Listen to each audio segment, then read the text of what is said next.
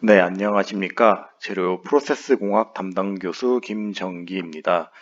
저번 시간까지 이제 재료의 가장 기본적인 기계적 특성 시험법인 인장시험법이랑 이제 경도시험법에 대해서 말씀을 드렸는데요.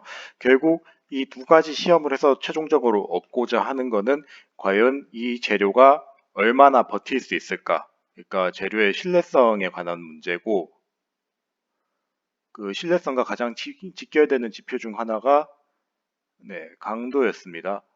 그래서 어, 일반적으로 이제 강도가 높은 재료 같은 경우는 재료의 변형에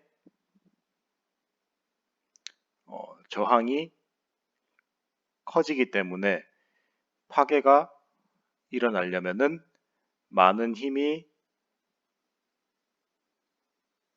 필요해지게 됩니다.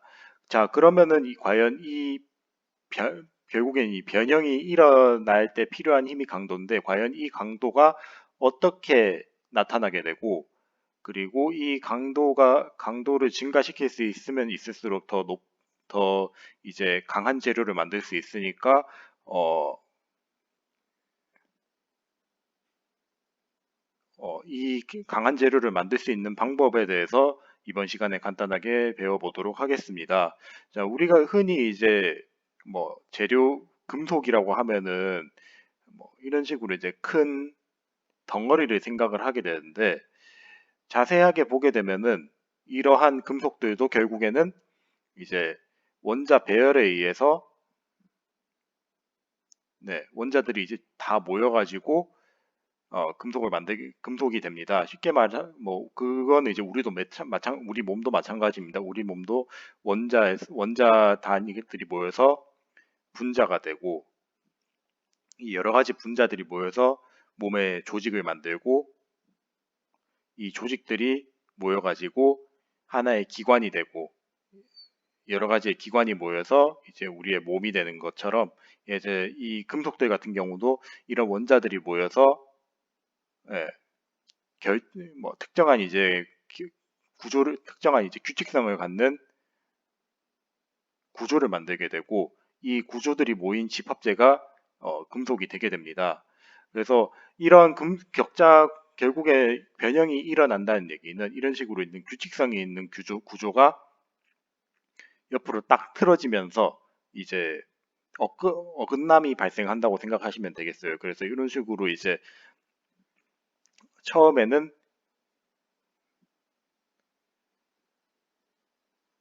이런 식으로 규칙성을 가지고 있던 구조가 변형이 힘을 받으면서 이제 뒤틀리게 되죠. 네, 뒤틀리게 되면서 이제 파란색처럼 원래 딱 들어맞던 애들이 이제 들어맞지 않게 되고 이렇게 차이가 나타나게 되는 거를 나타나게 되면서 이제 변형이 일어나게 됩니다. 자, 그런데 이런 식으로 변형이 일어날 때 원자면이 한 면들이 통째로 움직이기에는 상당히 어렵습니다. 우리 흔히 이제 카페트를 옮긴다고 한번 생각을 해보도록 하겠습니다. 카페트를 바닥에 쭉 착 붙어 있는데 이걸 이런 식으로 그냥 미는 거는 거의 당기거나 미는 거는 굉장히 많은 힘이 필요할 겁니다. 근데 만약에 이제 이런 카페트를 이런 식으로 한 번에 쭉 당기지 않고 이제 하나하나 이제 돌돌 말아서 이동을 한다고 한번 생각을 해보도록 하겠습니다. 뭐 이런 식으로 이제 살짝 돌돌 말아가지고 이동을 하게 되면은 이동하는 거리 자체는 살짝 조금씩 이동을 하지만은 거기에 드는 힘은 그냥 아싸리 이런 식으로 땅에 붙어 있는 걸 그대로 당기는 것보다는 훨씬 더 적게 될 겁니다. 마찬가지로 이제 금속에서도 이제 뭐 이런 식으로 한 면이 통째로 이동하는 게 아니라 하나씩 이제 뒤틀림이 이제 하나씩 형성이 돼서 이 하나하나가 해가지고 이동이 계속 누적이 돼서 전체 격자면이 이동되는 결과를 가지고 오게 되는데 이런 뒤틀림을 우리가 뭐 전문 용어로는 전이라고 얘기를 하게 되는데 제일 쉽게 설명을 드리자면은 그냥 카페트 이동하는 거랑 똑같은 원리라고 생각을 하면 되겠습니다. 이런 식으로 이제 그 이동에 의해서 이제 나타나서 이제 변형이 일어난다고 생각을 하시면 되고 이 이동이 일어날 때에 필요한 힘이 우리가 말하는 강도랑 동일한 개념이 된다고 보시면 되겠습니다. 자, 그러면은 그 지금 같은 경우는 여기 아무런 장애물들이 없는 상태예요. 그래서 격자들이 이런 식으로 그러니까 일정하게 있는 상태에서 이제 힘을 받게 되면은 소위 말해서 뭐 달리기 선수들이 평지에서 100m 달리기 할 때도 하는 거라고 생각하시면 되겠습니다. 요 100m 달리기 할 때도 당연히 얘네들이 뛰어야 되니까 힘이 필요하죠. 그때 힘이 필요한 힘을 이제 힘 1이라고 한번 얘기해 보겠고요. 그리고 만약에 이 격자들이 뭐 일정하지 않고 안쪽에 이제 장애물들이 있는 경우들이 있을 겁니다. 그 장애물들이 있다고 가정을 하게 되면은 중간에 허들 같은 게 있는 거죠. 그래서 똑같은 거리에서 이제 허들이 있어요. 허들이 있다고 치면은 이제 뛰는 힘도 필요하지만은 이 허들을 넘는 힘까지 필요할 겁니다. 그래서 이때 필요한 힘이 힘 2라고 얘기를 하게 되면은 어느 쪽이 더 많은 힘이 필요로 하게 될까요? 네, 힘 이쪽이 더 많은 힘을 필요로 하게 될 겁니다. 그래서 이런 전이라는 녀석이 이동을 했을 때 뭐 중간에 또 다른 장애물이라든지 뒤틀림이 발생할 경우 이제 원래 필요한 힘보다도 더 많은 힘이 필요해지게 된다는 겁니다. 이게 이제 재료의 강화기구의 가장 기본적인 원리가 되겠습니다. 자, 그래서 결국 그 일정한 격자 안에 원래 이제 금속 안에 그런 원자 배열들이 일정해야 되는데 일정치 못한 원자 배열들이 존재를 할 수 있어요. 뭐 예를 들자면은 이제 뭐 앞에서 간간히 설명을 드리긴 했지만은 원래 이제 원자 배열이 이런 식으로 있던 원자 배열이랑 서로 다른 이런 식으로 있는 원자 배열들이 만나게 되면은 언젠가는 만나서 경계면을 이루겠죠. 요 경계면이 형성되는 거를 이제 결정립이라고 얘기를 하는데 이 결정립이 생기게 되면은 원래 이 도로를 이동하는 녀석이 다른 도로를 이동을 못하니까 어, 아까 앞에서 봤듯이 허들에 걸리게 되는 현상이 발생을 하게 되고 매 한 가지로 안쪽에 이제 불순물 같은 것들이 같이 또 들어있게 되면은 이 불순물들에 의해서도 허들이 형성될 수 있겠죠. 그렇죠? 네, 그래서 이런 두 가지 현상들이 제일 대표적인 어, 소재 강화 기구라고 강도를 증가시키는 요소라고 생각을 하시면 되겠고, 그리고 심지어 얘들은 자기 자신들끼리도 영향을 받아요. 뭐 잘 쉽게 생각을 해보자면은 지하철 안에 이제 사람이 한 명 들어가려고 해요. 이때 에너지가 뭐 E1이라고 하면은 이제 이 지하철 2호선입니다. 사람들이 엄청 서울 지하철 2호선은 사람이 엄청 가득 차 있죠. 항상 이제 가득 차 있는데 이 상태에서 이제 사람이 들어가려고 하는 힘 E2가 있다고 하면은 어느 쪽이 힘이 더 많이 필요할까요? 네. 이쪽은 그냥 뭐 사람들 없으니까 자기가 편하게 들어갈 수 있죠. 근데 이쪽은 비집고 들어가는 것 자체가 상당히 많은 힘을 필요로 할 겁니다. 그래서 결국에는 이제 E1보다는 E2 쪽에서 더 많은 힘이 필요로 할 겁니다. 그래서 결국에는 뭐 만약에 이런 전이가 하나만 있다고 하는 거랑 이제 뭐 10개가 있다고 하게 되면은 이제 소위 말해서 방이 찼다고 얘기를 하죠. 이제 원래 이 결정립이라는 방안에 전이가 10개가 찰 수 있는데 이 10개 중에 9개가 차 있는 데서 새로 하나가 차는 거랑 이제 하나도 없는 상태에서 하나도 없는 상태에서 한 개가 생기는 거랑은 또 힘의 차이가 상당히 많이 발생할 것입니다. 그래서 결국에는 이제 자기들끼리도 이제 영향을 미쳐가지고 얘네들이 많아지면 많아질수록 아 우리는 더 이상 생길 곳이 없어 더 생기려면은 통행료를 더 많이 내야 돼라는 식으로 이제 저항을 하게 돼요. 그래서 요런 식으로 자기들끼리도 이제 더 많은 에너지를 필요로 하게 해서 최종적으로 재료의 강함을 더 높여주는 네, 그런 이유 기구들이 존재를 합니다. 그래서 이런 기구들이 이제 통칭해서 이제 소재 강화 기구라고 얘기를 하게 되고 이 결과물로 얻어낼 수 있는 게 전체적인 재료의 강도의 향상을 얻어낼 수 있습니다. 그래서 원래 이제 뭐 강화기구가 좀 약한 애들은 이런 식으로 커브가 생긴다고 하면은 이제 강화기구가 있는 친구들은 이제 강도가 전체적으로 이런 식으로 더 증가하게 되고 그 말인즉슨 이제 뭐 이런 강도가 높아지게 되면은 원래 이제 자동차 판재가 안전을 보장하기 위해서 한 3mm 정도 되는 두꺼운 판재를 썼어야 됐다고 가정을 하면은 이제 고강도 재료를 쓰게 되면은 한 1에서 1mm 정도짜리의 재료를 써더라도 이 녀석이랑 이제 동일한 힘을 버텨낼 수 있게 돼서 전체적인 그 무게가 감소되고 연비는 이제 향상이 되면서 안정성은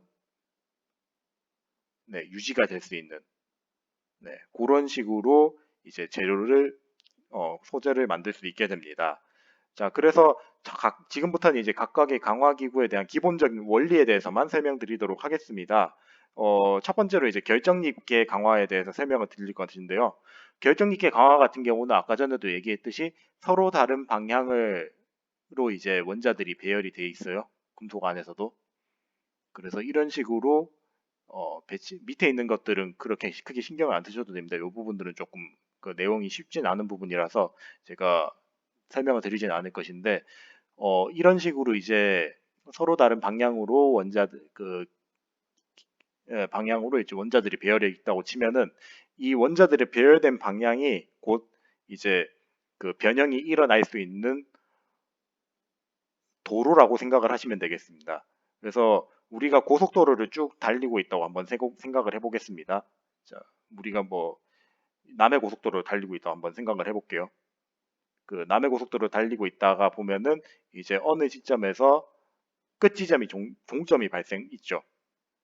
종점이 있는 상태에서 이제 새로운 도로를 타야 된다고 생각을 해볼게요. 뭐 동해 고속도로를 한번 탄다고 생각을 해보겠습니다. 그러면은 원래 여기서 그냥 100km로 쭉 가고 있다고 생각을 하고 100km로 쭉 가고 있었어요. 100km/h로 이제 계속 열심히 달리고 있었는데 종점에 다다라서는 어떻게 됩니까?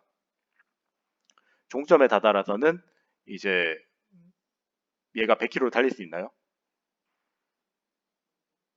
못 달리죠. 못 달리고 속도를 줄여야 되고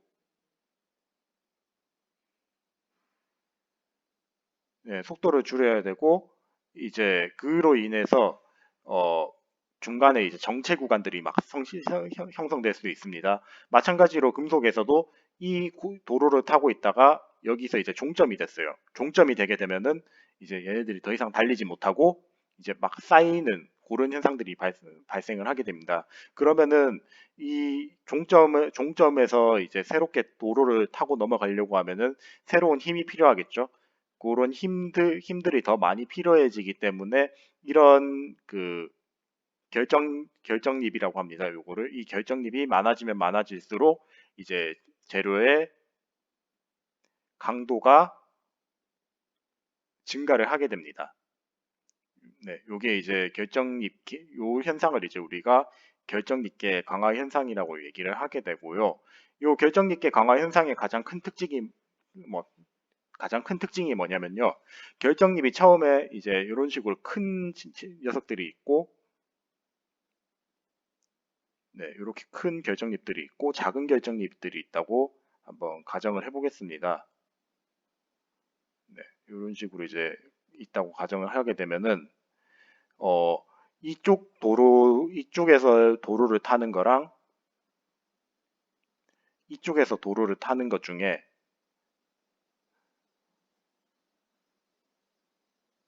네, 어느 쪽이 더 많은 힘을 필요로 할까요? 네. 그래서 답부터 말씀드리자면 이쪽이 더 많은 힘이 필요로 할 겁니다. 왜냐하면은 뭐 일단은 얘 같은 경우는 한번 고속도로를 타면 이 고속도로 끝까지 가는데 걸리는 시간이 상당히 오래 걸리는 반면에 얘는 일단 고속도로 한번 타는데 걸리는 시간이 굉장히 짧게 걸리고 그리고 이 녀석들이 그 요쪽에 벽에 걸리는 횟수가 훨씬 더 많아지죠. 뭐 이쪽에서 이쪽으로 갔다 치더라도 쳐서 이제 얘를 넘어갔다고 하더라도 다음 걸리는 시점까지도 시간이 오래 안 걸리고 여기서도 이제 걸리는 시점까지의 시간이 짧게 걸리는 반면에 얘는 한번 이제 걸리고 난 다음에 다음 고속도로 타고 나면은 걸릴 때 시간이 훨씬 더 길게 걸립니다. 길게 필요로 합니다. 그래서 이동 거리가 훨씬 더 길어지기 때문에 이쪽이 더 많은 힘을 필요로 하겠죠. 전체적으로 필요한 힘은 여기서 뭐 똑같은 길이 이만큼 갔다고 가정을 했을 때 얘는 한 칸도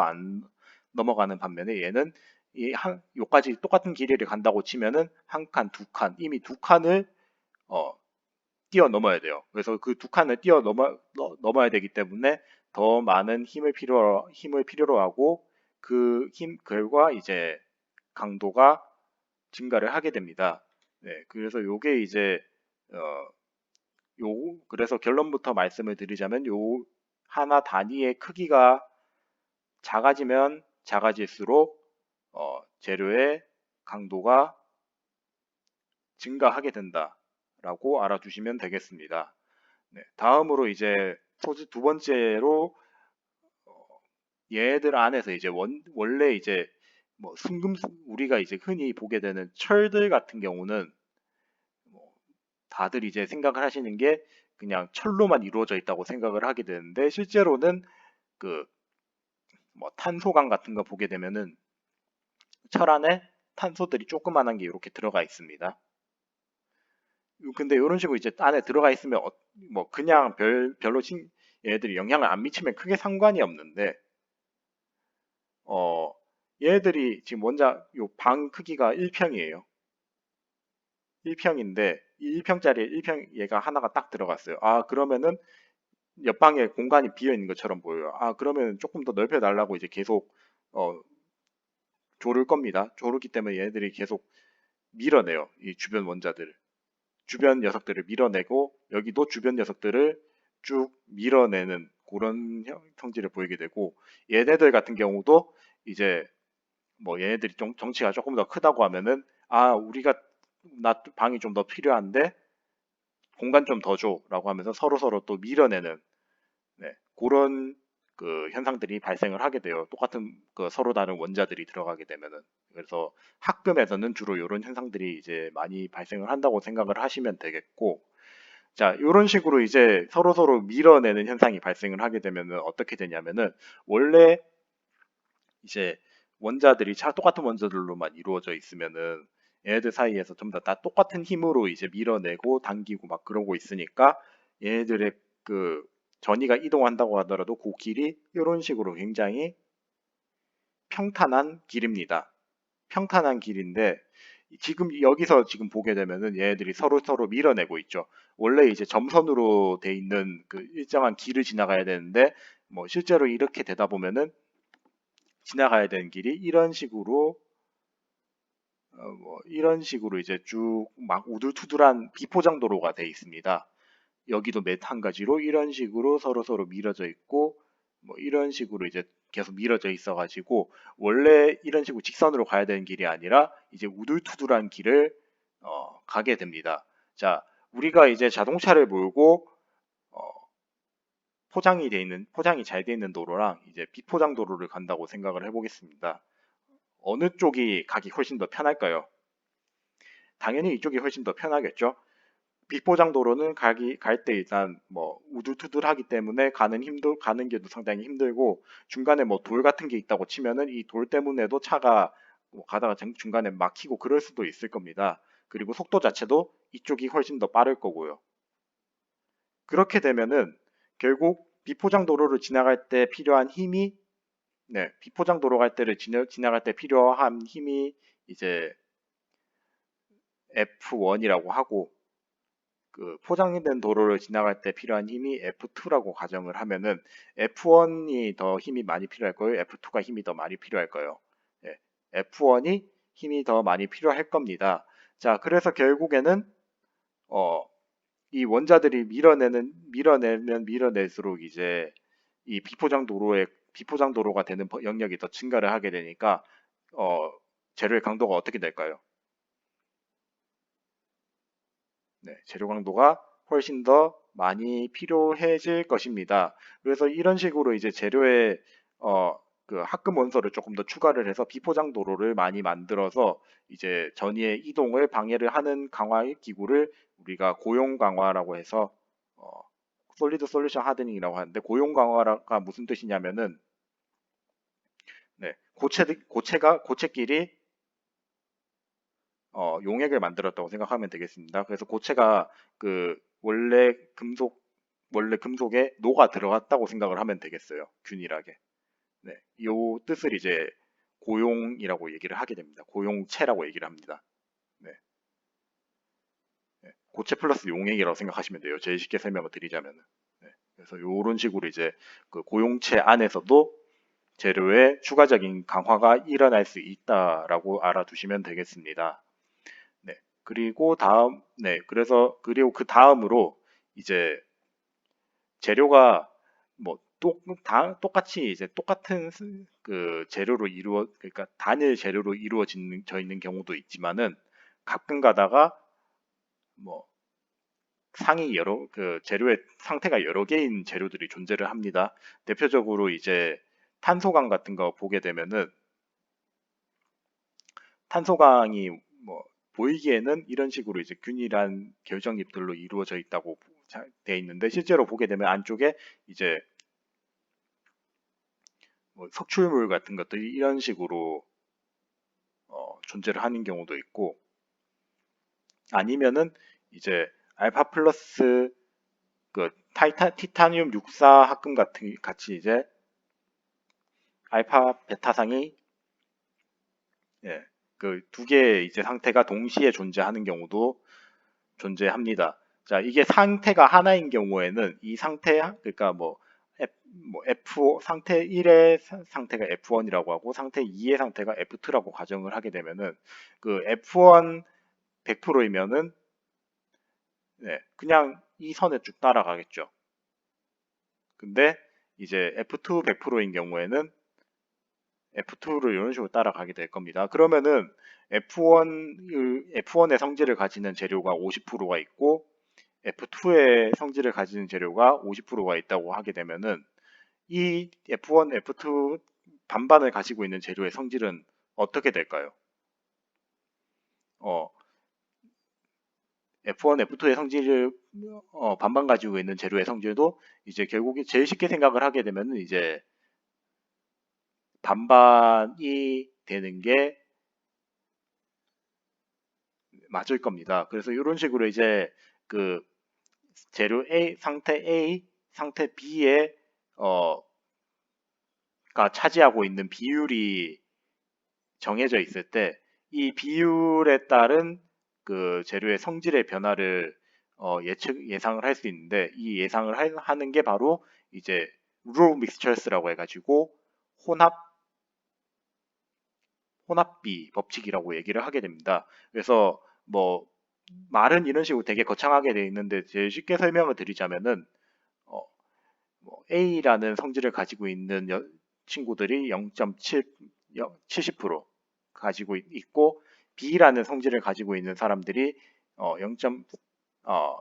B라는 성질을 가지고 있는 친구들이 30%를 전체의 30%를 차지하고 있다고 생각을 하면은 이때 이제 재료의 이때의 전체 성질은 이제 A라는 특징을 가지고 있는 친구들이 0.7만큼 있고 B라는 성질을 가지고 있는 친구들이 0.3만큼 있어서 이제 요 값만큼이 이제 전체 값 M이 된다는 그런 성질을 보여주는 게 바로 이 혼합비 법칙이라고 생각을 하시면 되겠고요. 이 혼합비 법칙 밑에 부분 제가 생략하도록 하겠습니다. 요게 지금 제 핵심입니다. 그래서 그 혼합비 법칙의 핵심은 뭐냐면은 뭐 각 재료의 특성과 그 비율을 알면은 혼합된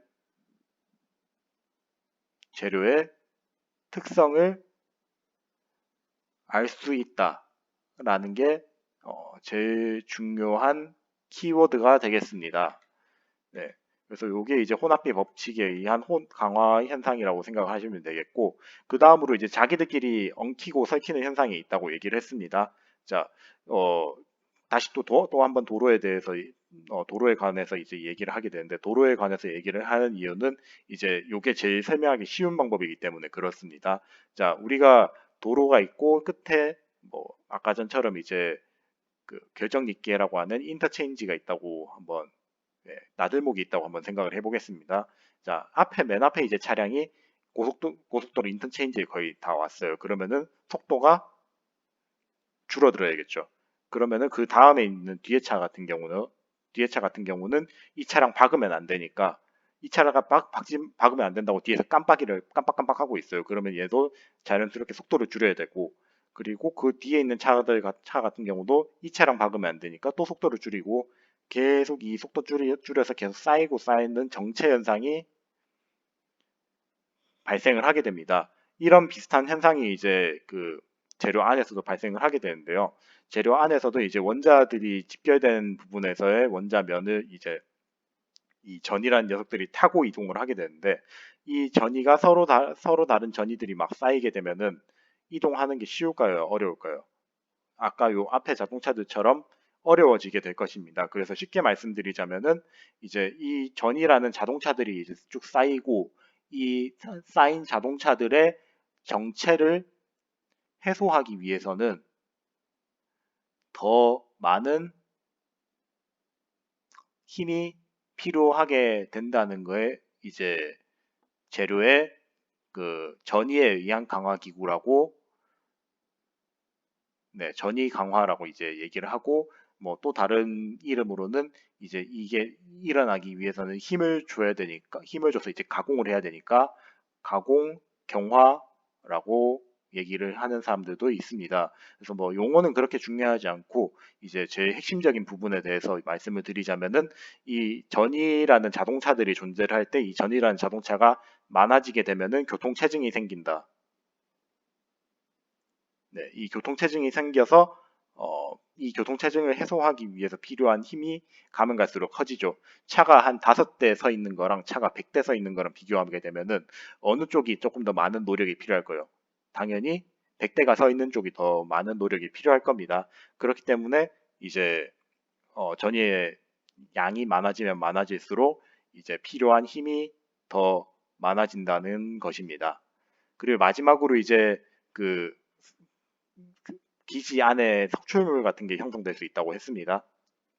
뭐 원래 이제 이런 식으로 깔끔하게 있어야 되는 녀석들 안에 이제 안쪽에 무슨 그 게재물들이 있다고 한번 생각을 해보겠습니다. 이 게재물들이 있게 되면은 이 게재물이 이제 도로를 딱 막고 있는 거예요. 쉽게 말하자면은 이제 2차선 국도를 타고 가는데 갑자기 이제 앞에 돌덩이가 하나 있다고 생각을 해보겠습니다. 그러면은 이 차가 지나갈 수 있을까요? 없을까요? 못 지나갈 겁니다.